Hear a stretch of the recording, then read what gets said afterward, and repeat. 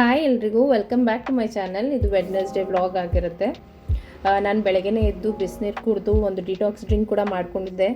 ನನಗಿಲ್ಲಿ early morning vlog start ಮಾಡೋಕ್ಕಾಗ್ತಿಲ್ಲ because ಮಕ್ಕಳಿಗೆ summer holidays ಇರೋದ್ರಿಂದ ಒಂದು ಸ್ವಲ್ಪ ಕಷ್ಟ ಆಗ್ತಿದೆ. ಆದರೆ ಸ್ವಲ್ಪ ದಿನದಲ್ಲೇ ಅಪ್ಲೋಡ್ ಮಾಡೋಕ್ಕೆ ಸ್ಟಾರ್ಟ್ ಮಾಡ್ತೀನಿ.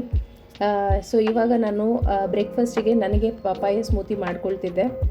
ನಾನು ಆಲ್ಮೋಸ್ಟ್ ರೈಸ್ ಐಟಮ್ನ ಅವಾಯ್ಡ್ ಮಾಡ್ತೀನಿ. ಹಂಗನ್ಬಿಟ್ಟು ರೋಟಿ ಚಪಾತಿನೂ ಯಾವಾಗಲೂ ಮಾಡ್ಕೊಂಡು ತಿನ್ನೋಕ್ಕಾಗಲ್ಲ. ಸೊ ಅದಕ್ಕೆ ಈ ಥರ ಸ್ಮೂತೀಸ್ ಮಾಡ್ಕೊಳ್ತೀನಿ.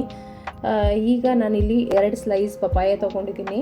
ನನ್ನ ಸ್ಮೂತಿಗೆ 1 ಕಪ್ಪಷ್ಟು ಹಾಲು ತೊಗೊಂಡಿದ್ದೀನಿ ಮತ್ತು 3-4 ಪೀಸಷ್ಟು ಪುದೀನ ಎಲೆ ಹಾಕ್ಕೊಳ್ತೀನಿ. ನನಗೆ ಇವಾಗ ಈ ಪಪಾಯ ಸ್ವಲ್ಪ ಸ್ವೀಟ್ ಕಡಿಮೆ ಅಂತ ಅನಿಸ್ತು. ಅದಕ್ಕೆ ಒಂದು ಸ್ವಲ್ಪ ಜಾಸ್ತಿ ಜೇನುತುಪ್ಪ ಕೂಡ ಆ್ಯಡ್ ಮಾಡ್ಕೊಂಡಿದ್ದೀನಿ. ಇಷ್ಟನ್ನು ರುಬ್ಕೊಳ್ತೀನಿ. ನಾನು ಒಂದು 10 ನಿಮಿಷ 15 ನಿಮಿಷ ಮುಂಚೆನೇ ಚಿಯಾ ಸೀಡ್ಸ್ನ ನೆನೆಸಿಟ್ಕೊಳ್ತೀನಿ. ಸೊ ಈ ಚಿಯಾ ಸೀಡ್ಸ್ ಆ್ಯಕ್ಚುಲಿ ನಮ್ಮ ಬಾಡಿಗೆ ತುಂಬ ಒಳ್ಳೆಯದು, ಅದು ಈ ಸಮ್ಮರಲ್ಲಿ.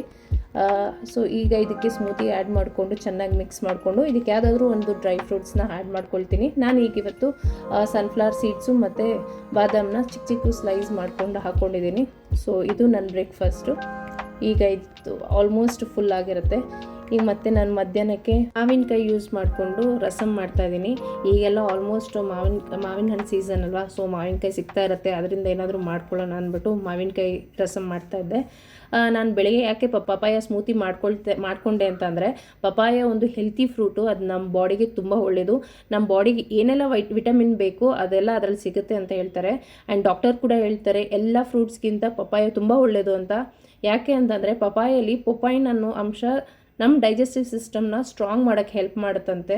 ಆಲ್ಮೋಸ್ಟ್ ನಮ್ಮ ಡೈಜೆಸ್ಟಿವ್ ಸಿಸ್ಟಮ್ ಚೆನ್ನಾಗಿತ್ತು ಅಂದರೆ ನಮ್ಮ ಬಾಡಿ ಚೆನ್ನಾಗಿರುತ್ತೆ ಅಂತಲೇ ಅರ್ಥ. ಸೊ ಮ್ಯಾಂಗೋ ಆದಮೇಲೆ ಪಪಾಯದಲ್ಲೇ ಅಂತ ವಿಟಮಿನ್ ಎ ಜಾಸ್ತಿ ಸಿಗೋದು. ಶುಗರ್ನ ಕೂಡ ಕಂಟ್ರೋಲ್ ಮಾಡುತ್ತೆ ಪಪಾಯ ಅಂತ ಹೇಳ್ತಾರೆ. ಡೆಂಗ್ಯೂ ಬಂದರೂ ಕೂಡ ಪಪಾಯದ ಎಲೆಯಿಂದ ಆಲ್ಮೋಸ್ಟ್ ಜ್ಯೂಸ್ ತೊಗೊಂಡು ಡೆಂಗ್ಯೂ ಬಂದವರಿಗೆ ಅದನ್ನು ಕುಡಿಸ್ತಾರೆ. ಸೊ ಪಪಾಯಿಂದ ಇಷ್ಟೆಲ್ಲ ಯೂಸಸ್ ಇದೆ. ನಾನೀಗ ಇಲ್ಲಿ ಮಾವಿನಕಾಯಿನ ಸಿಪ್ಪೆಲ್ಲ ಸುಳಿದ್ಬಿಟ್ಟು ಕ್ಯೂಬ್ಸ್ ಥರ ಕಟ್ ಮಾಡಿ ಇಟ್ಕೊಳ್ತೀನಿ.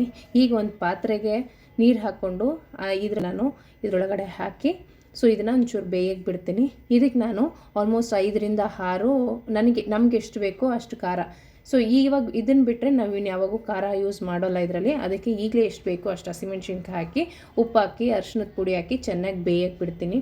ನಾನಿವತ್ತು ರಸಮ್ ಮಾಡ್ತಾ ಇರೋದ್ರಿಂದ ಬಾಯ್ಲ್ಡ್ ರೈಸ್ ಅಷ್ಟು ಚೆನ್ನಾಗಿರಲ್ಲ ರಸಮ್ಗೆ, ಅದಕ್ಕೆ ವೈಟ್ ರೈಸೇ ಮಾಡ್ಕೊಳ್ತಾ ಇದ್ದೀನಿ. ಇವತ್ತು ಎಲ್ರಿಗೂ ವೈಟ್ ರೈಸೇ ಇಡ್ತಾಯಿದ್ದೀನಿ. ಏಪ್ರಿಲ್ 26ನೇ ತಾರೀಕು ಒಂದು ಫ್ರೈಡೇ ಎಲೆಕ್ಷನ್ ಇದೆ. ಸೊ ಎಲ್ಲರೂ ತಪ್ಪದೆ ವೋಟ್ ಮಾಡೋಣ ಮತ್ತು ನಾವು ಒಂದೊಳ್ಳೆ ಕ್ಯಾಂಡಿಡೇಟ್ನ ಆಪ್ಟ್ ಮಾಡೋಣ.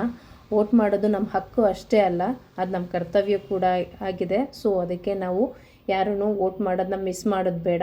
ನಾನಿವತ್ತು ಬರೀ ರಸಮ್ ಅನ್ನ ತಿನ್ನೋಕ್ಕಾಗಲ್ಲ ಅಂತ ಅಂದ್ಬಿಟ್ಟು ಆಲೂ ಫ್ರೈ ಥರ ಮಾಡೋಣ ಅಂತ ಅಂದ್ಬಿಟ್ಟು, ಆ ಮಕ್ಳಿಗೂ ಆಲೂ ಫ್ರೈ ಅಂದರೆ ತುಂಬ ಇಷ್ಟ. ಸೊ ಅದಕ್ಕೆ ಆಲೂಗಡ್ಡೆ ತೊಗೊಂಡು ಅದ್ರ ಸಿಪ್ಪೆಲ್ಲ ಹೊಡೆದಿಟ್ಟು ಅದನ್ನು ಅಷ್ಟೇ ಕ್ಯೂಬ್ ಥರ ಕಟ್ ಮಾಡ್ಕೊಳ್ತಾ ಇದ್ದೀನಿ. ಸೊ ಇವತ್ತು ಈ ಆಲೂ ಫ್ರೈಗೆ ನಾವು ಒಂದು ಮಸಾಲ ರೆಡಿ ಮಾಡ್ಕೋಬೇಕು.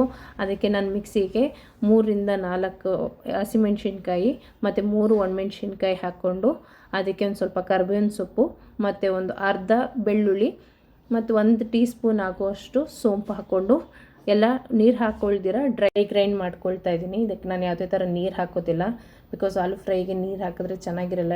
ನಾವು ಮುಂಚೆನೇ ಫ್ರೈ ಮಾಡೋದ್ರಿಂದ ನೀರು ಹಾಕಿದ್ರೆ ಇದು ಆಲ್ಮೋಸ್ಟ್ ಬೇರೆ ಥರ ಆಗುತ್ತೆ ಅದಕ್ಕೆ. ಮತ್ತು ಈಗ ಇಲ್ಲಿ ಮಾವಿನಕಾಯಿ ಬೆಂದಿದೆ, ಇಷ್ಟು ಬೆಂದಿದೆ ನೋಡಿ. ಇವಾಗ ಇದನ್ನೆಲ್ಲ ನಾನು ಒಂದು ಜಾರಿಗೆ ಟ್ರಾನ್ಸ್ಫರ್ ಮಾಡಿಕೊಂಡು ಇದನ್ನು ಚೆನ್ನಾಗಿ ಸ್ಮೂತಾಗಿ ಬ್ಲೆಂಡ್ ಮಾಡ್ಕೊಂಡು ಬರ್ತೀನಿ. ಸೊ ಈಗ ಇದನ್ನು ನಾವು ನೀರು ಹಾಕಿ ನಮಗೆ ಎಷ್ಟು ಬೇಕೋ ಅಷ್ಟು ತೆಳುವಾಗೆ ನೀರು ಹಾಕ್ಕೊಂಡು ಇವಾಗ ಕುದಿಯೋಕ್ಕೆ ಬಿಡಬೇಕು. ನಾವು ಇದಕ್ಕೆ ಎಷ್ಟು ನೀರು ಹಾಕಿದ್ರೂ ಅದು ಆಲ್ಮೋಸ್ಟ್ ಗಟ್ಟಿ ಥರನೇ ಇರುತ್ತೆ. ಸೊ ನಾವು ನೀರು ಎಷ್ಟು ಬೇಕೋ ಅಷ್ಟು ನೀರು ಹಾಕ್ಕೊಂಡು ಇದಕ್ಕೆ ರುಚಿಗೆ ತಕ್ಕಷ್ಟು ಉಪ್ಪು ಹಾಕ್ಕೊಂಡು ಕುದಿಯೋಕ್ಕೆ ಬಿಡಬೇಕು. ಆಲೂಗಡ್ಡೆನ ಇವಾಗ ಕ್ಯೂಬ್ ಥರ ಕಟ್ ಮಾಡ್ಕೋಬೇಕು ಅಂತ ಹೇಳಿದ್ನಲ್ಲ, ಸೊ ಕ್ಯೂಬ್ ಥರ ಕಟ್ ಮಾಡಿಕೊಂಡು ಈಗ ಇದಕ್ಕೆ ನಾವು 2-3 ಟೇಬಲ್ ಸ್ಪೂನು ಕಾರ್ನ್ಫ್ಲೋರ್ ಹಾಕಿ ಮತ್ತು ರುಚಿಗೆ ಎಷ್ಟು ಬೇಕೋ ಅಷ್ಟು ಉಪ್ಪು ಹಾಕಿ ಚೆನ್ನಾಗಿ ಮಿಕ್ಸ್ ಮಾಡಬೇಕು. ಇದನ್ನು ಮಿಕ್ಸ್ ಮಾಡಿ ನಾವು ಮ್ಯಾರಿನೇಟ್ ಏನು ಮಾಡೋದು ಬೇಕಾಗಿಲ್ಲ. ಹೀಗೆ ಮಾಡಿ ಈಗ ಈ ಥರ ಮಿಕ್ಸ್ ಮಾಡಿ ಹಿಂದೆಯೇ ನಾವು ಇದನ್ನು ಎಣ್ಣೆಲಿ ಫ್ರೈ ಮಾಡಿದ್ರು ಆಗುತ್ತೆ.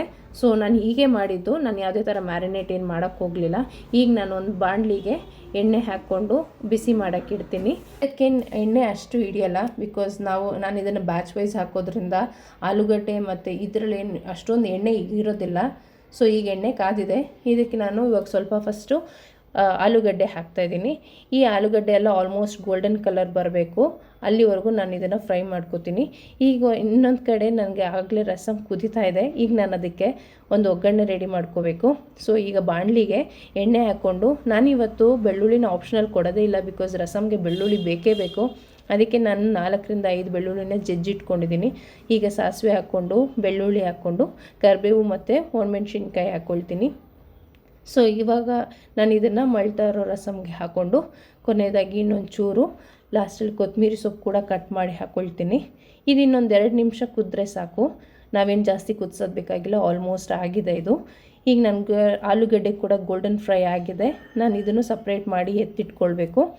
ಸೊ ಇವಾಗ ನಾನು ಡ್ರೈ ಪೇಸ್ಟ್ ಏನು ಮಾಡ್ಕೊಂಡಿದ್ನಲ್ಲ, ಈಗ ಅದನ್ನು ನಾನು ತಗೊಂಡು ಒಂಚೂರು ಬಾಣಲಿಗೆ ಎಣ್ಣೆ ಹಾಕ್ಕೊಂಡು ಅದರೊಳಗಡೆ ಇರೋ ಹಸಿ ವಾಸನೆ ಎಲ್ಲ ಹೋಗೋ ಥರ ಒಂದು ಸ್ವಲ್ಪ ಫ್ರೈ ಮಾಡ್ಕೊತೀನಿ. ಬಿಕಾಸ್ ಹಸಿ ಮೆಣಸಿನ್ಕಾಯಿ ಎಲ್ಲ ಹಾಕಿದ್ವಲ್ಲ, ಅದರ ಹಸಿ ವಾಸನೆ ಹೋಗಲಿ ಅಂತ ಅಷ್ಟೇ.